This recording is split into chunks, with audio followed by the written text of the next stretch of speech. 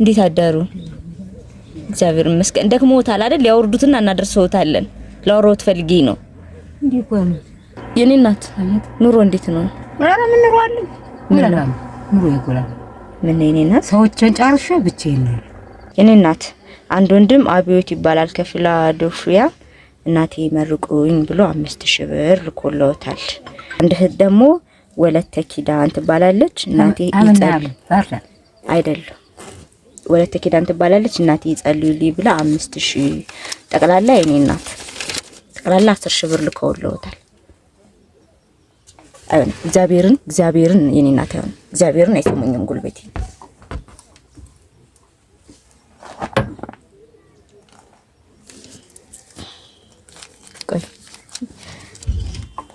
እኛ ሳንተልኝ ጤናቸውን ይስጥልኝ አውራግልኝ አሰኝቶ ያንሳልኝ አሜን ደሞ ለድግሙ ያብቃልኝ አሜን ይኑሩልኝ ያቆዩልኝ